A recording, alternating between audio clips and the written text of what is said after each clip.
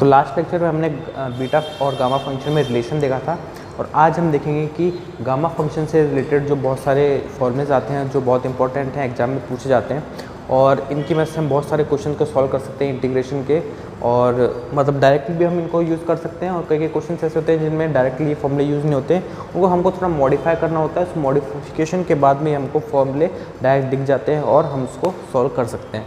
तो इसमें सबसे पहले जो फॉर्मूला आता है वो आता है, हमें इंटीग्रेशन दिया है 0 to pi two sine M theta into cos N theta into D theta, इसकी वैल्यू है। इसकी वैल्यू हमको यदि निकालनी है तो हम मतलब बिना इसको इंटीग्रेशन को सॉल्व के डायरेक्ट हम वैल्यू लिख सकते हैं। तो इसकी जो वैल्यू हमको दी है वो हो जाती है gamma m plus 1/2 into gamma n plus 1/2 upon 2, यहाँ पे 2 बहुत इंपॉर्टेंट है, 2 into gamma m plus n plus 2 upon 2।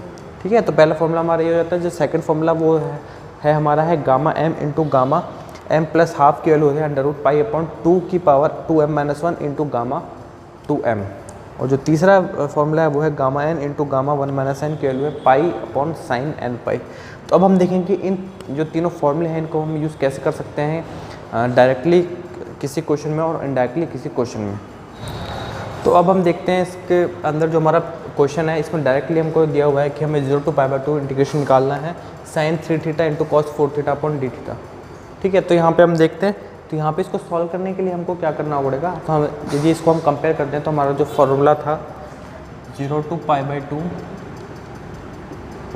Sign M theta into cos N theta into D theta, इसकी वैल्यू हम जो फॉर्मूले से निकाली थी वो थी gamma m plus 1/2 gamma n plus 1/2 upon 2 gamma m plus n plus 2 upon 2। तो हमारे फॉर्मूले से हमारी वैल्यू थी। तो अब हम क्या करेंगे, इस फॉर्मूले की मदद से इसको निकालने की कोशिश करेंगे। तो यदि हम कंपेयर करते हैं इन दोनों को तो हमारा जो m की वैल्यू तो हो गई, यहाँ से m की वैल्यू तो हो गई 3 और n की वैल्यू हो जाएगी 4। तो हमारे डायरेक्ट हम इसको आंसर निकाल सकते हैं। तो इसका आंसर क्या हो जाएगा, गामा 3 प्लस 1/2 और gamma 4 plus 1/2 divided by 2 gamma 3 plus 4 plus 2 upon 2। यहाँ से ये हो गया और अब हम इसको आगे सॉल्व कर सकते हैं। तो हमारा हो जाएगा गामा 3 प्लस 1/2, तो ये गामा 2 हो गया और यहाँ से हो जाएगा 5 अपॉन 2। ठीक है, और यहाँ से इसको नीचे लिख देंगे हम 2 इंटू गामा 4 प्लस 3 7 और गामा 9/2। तो पहले मैंने आपको बताया था कि गामा n प्लस 1 की वैल्यू होती है n इंटू गामा n। तो इस फॉर्मूले की वजह से हम ये सारी वैल्यूज़ निकाल सकते हैं। तो गामा 2 की वैल्यू हम डायरेक्टली लिख सकते हैं। तो गामा 2 की वैल्यू क्या हो जाएगी, डायरेक्टली यहाँ से लिख सकते हैं। तो गामा 2 हो जाएगा गामा 2 बराबर 1 गामा 1 अपॉन 1, यहाँ से हो जाएगी 1। तो गामा 2 की वैल्यू आ गई 1।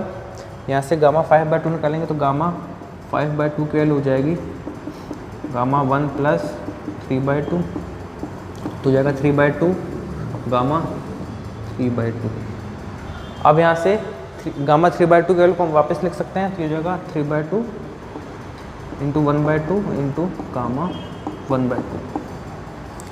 ठीक है, और जो गामा 1/2 है उसकी वैल्यू हमने पहले भी निकाली थी। गामा 1/2 की वैल्यू होती है, गामा 1/2 की वैल्यू होती है अंडर रूट पाई। तो हमारी फाइनल वैल्यू निकल के आ गई, गामा 5/2 की वैल्यू निकल के आ जाएगी अंडर रूट 3 पाई अपॉन 4।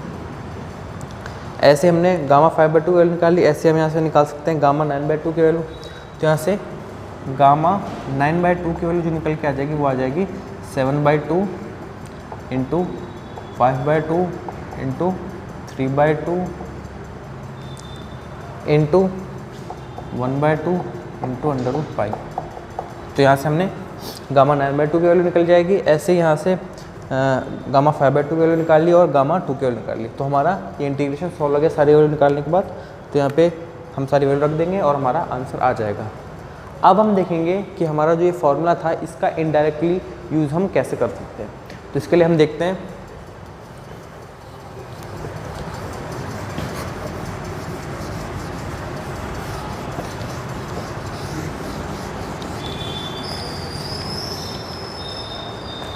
इसके लिए हम देख सकते हैं यहाँ से कि जैसे हमसे पूछा जाए 0 to π/2 tan m theta d theta, ये भी एक मतलब स्टैंडर्ड क्वेश्चन है, ये हमसे डायरेक्ट इसके वैल्यू पूछी जाती है।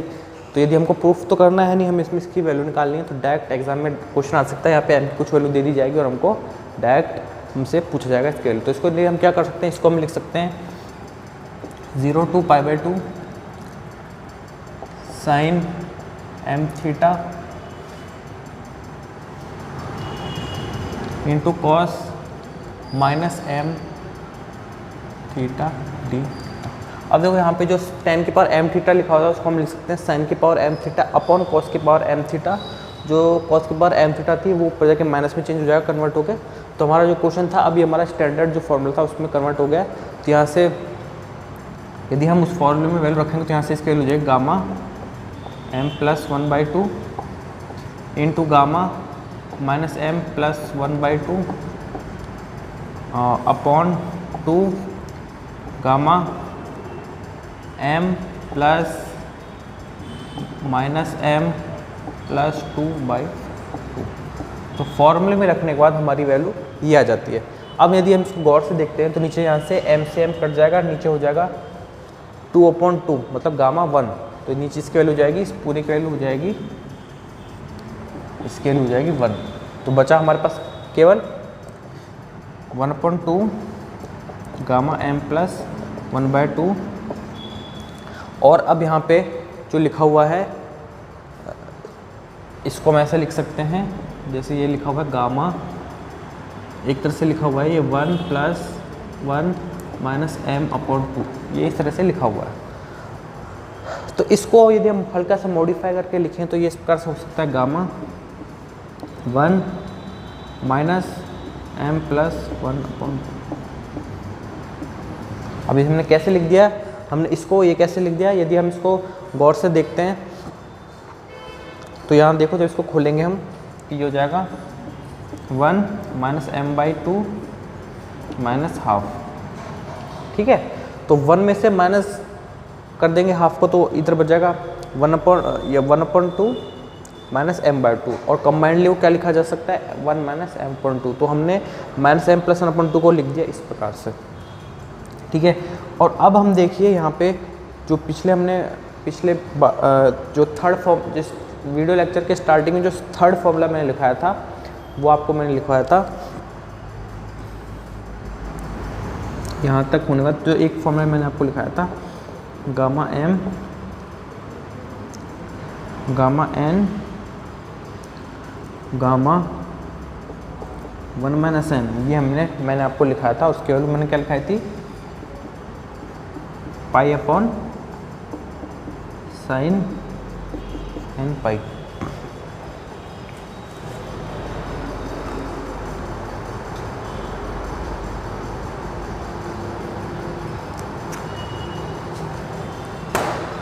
ठीक है।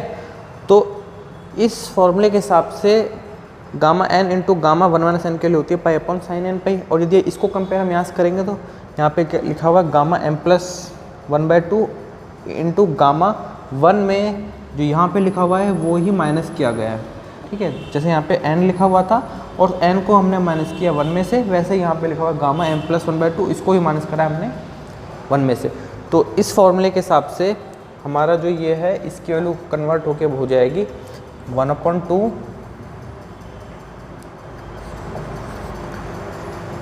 Into pi sine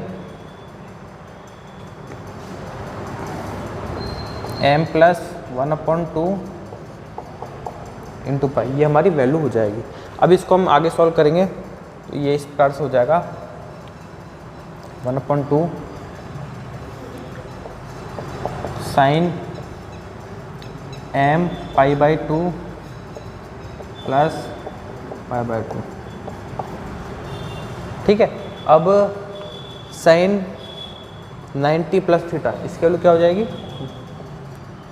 π/cos m π/, तो फाइनली किस प्रकार लिख सकते हैं हम इसको π/2 sec m pi upon theta. तो यहाँ से क्या निकल के आ गया, हमारा जो इंटीग्रेशन था 0 टू पाई बाई 2 10 की power m theta D theta, उसके वैल्यू क्या निकल के आ गई हमारे पास pi by 2 sec m theta. तो इसको हम रिजल्ट डायरेक्टली याद भी कर सकते हैं, और इसको यदि हमको प्रूव करने को जाए तो हम जो 3 फॉर्म लिखा था उसकी मदद से इसको प्रूव भी कर सकते हैं। तो इस क्वेश्चन को सॉल्व करने के लिए हमने क्या किया, यहाँ पे जो x की पावर 6 था उसको हमने लिख लिया x की पावर 3 की पावर 2। तो यहाँ से क्या हो जाएगा, अब हम इसमें सब्स्टिट्यूशन रखेंगे तो सब्स्टिट्यूशन हो जाएगा हमारा x क्यूब की वैल्यू है tan theta.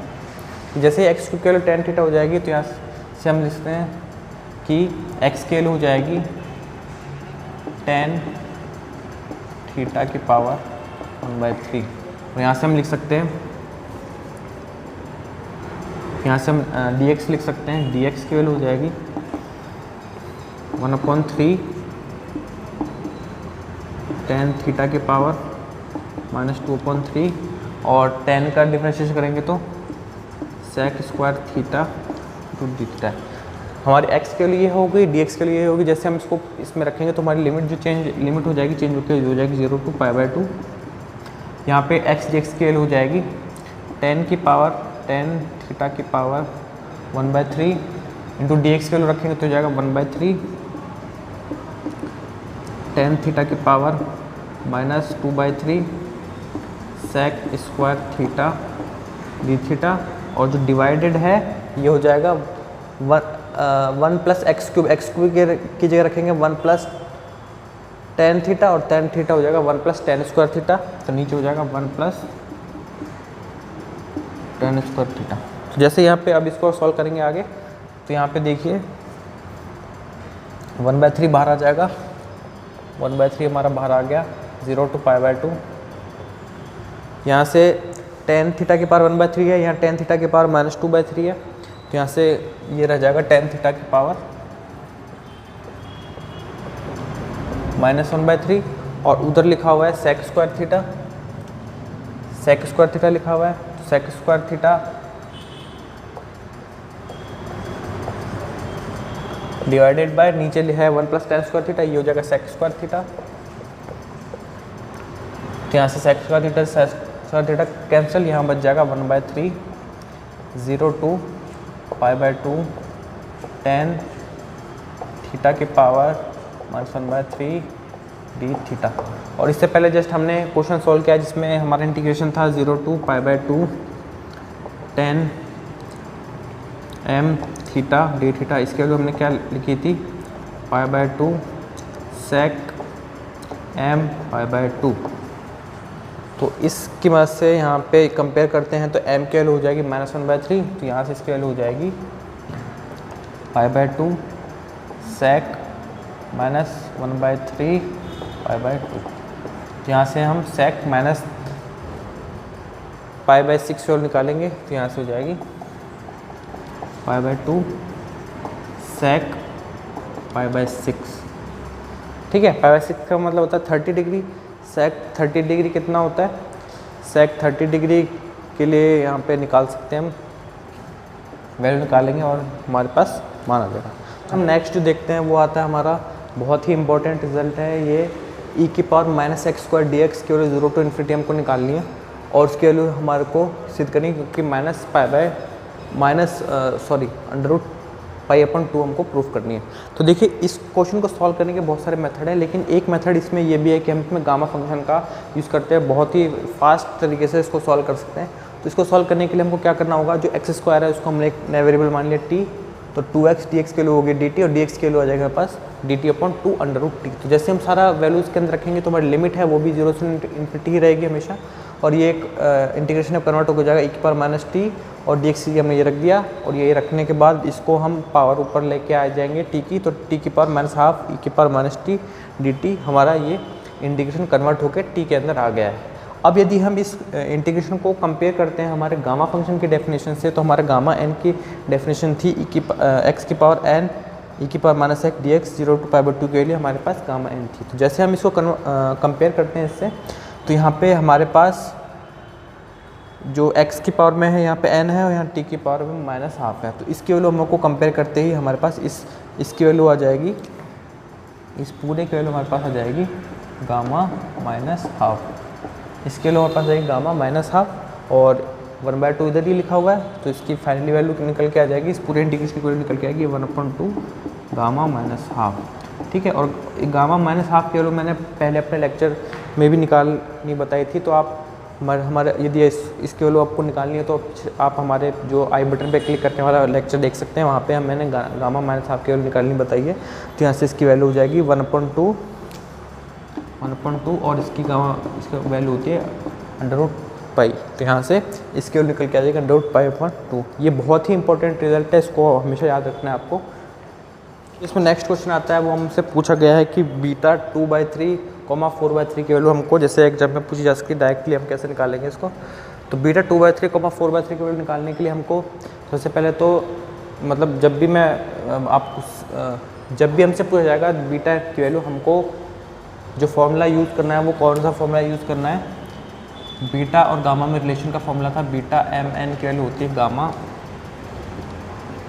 m gamma n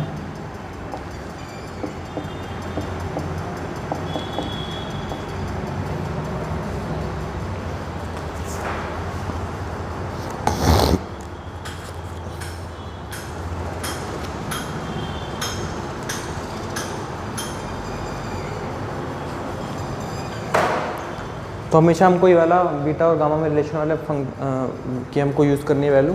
तो जैसे हम यहाँ से निकालेंगे तो हमारे पास क्या हो जाएगा, ये बीटा 2/3, 4/3 की वैल्यू हो जाएगी यहाँ से गामा 2/3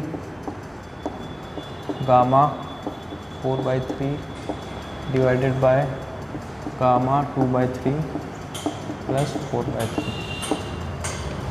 ठीक है, तो यहाँ से हमारे पास ये वैल्यू हो जाएगी, और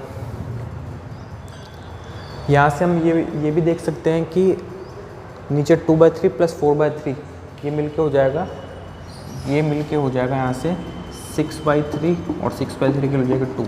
तो नीचे वैल्यू हो जाएगी गामा 2। तो गामा 2 की वैल्यू होती है 1, गामा 2 की वैल्यू होती है 1। तो जो नीचे वाला पार्ट है उसकी वैल्यू 1 होगी, तो हमारे पास बचा क्या, केवल गामा 2/3 और गामा 4/3। ठीक है, अब यहाँ से इसको सॉल्व करने के लिए हम क्या कर सकते हैं, जो गामा 2/3 है इसको हम लिख सकते हैं 1 माइनस 1/3। वैसे 4/3 है, इसको हम लिख सकते हैं गामा 1 प्लस 1/3। ठीक है, तो अब यहाँ से हम क्या फॉर्मूला यूज़ कर सकते हैं, गामा 1 प्लस n की वैल्यू होती है n इंटू गामा n। तो यहाँ से हम क्या कर सकते हैं, यहाँ से इसको लिख सकते हैं गामा 1 प्लस 1/3 को हम लिख सकते हैं 1/3 इंटू गामा 1/3। ठीक है,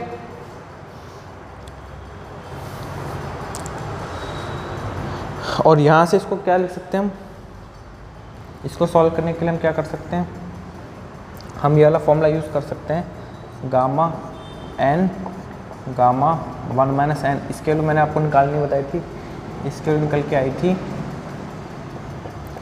पाई अपॉन कॉस m। ठीक है, इसके वैल्यू मैंने आपको ये निकाल के बताई थी। तो यदि इसको हम कंपेयर करते हैं यहाँ से, तो यदि हम यहाँ पे रख देते हैं गामा n के वैल्यू हम यहाँ पे रख देते हैं 1/3। तो जैसे मैं पे n के वैल्यू 1/3 रखिए तो ये हो जाएगा 1/3 गामा 1 माइनस 1/3, और इसकी वैल्यू क्या हो जाएगी पाई अपॉन कॉस π/6। ठीक है, तो यहाँ से हमको ये पता चल गया कि गामा 1/3 इंटू गामा 1 माइनस 1/3 की वैल्यू हो जाएगी कॉस π/6 होता है 30 डिग्री, हो जाएगा 30 डिग्री, और कॉस 30 की वैल्यू होती है √3π/2। सॉरी, कॉस 30 की वैल्यू होती है 1/2, तो 1/2, तो ये 1/2 हो जाएगा, 2 पर जाके हो जाएगा 2π। तो मतलब गामा 1/3 और गामा 1 माइनस 1/3 की वैल्यू होती है 2 पाई। तो यदि हम इसको अब यहाँ पे देखते हैं तो ये 1/3 तो बाहर आ गया, 1/3 इधर हो गया और ये रह गया गामा 1/3 इधर आ गया और ये रह गया गामा 1 - 1/3। तो मतलब इस पूरे जो की वैल्यू थी वो निकल के आ गई हमारे पास 1/3 इंटू गामा 1/3 इंटू 1/3 और इसकी वैल्यू जस्ट हमने अभी निकाली है। इसकी वैल्यू क्या निकल के आई है 2 पाई। तो यहाँ से इसकी वैल्यू हम क्या ले सकते हैं 2 पाई। तो फाइनल वैल्यू क्या निकल के आ गई 2 पाई/2।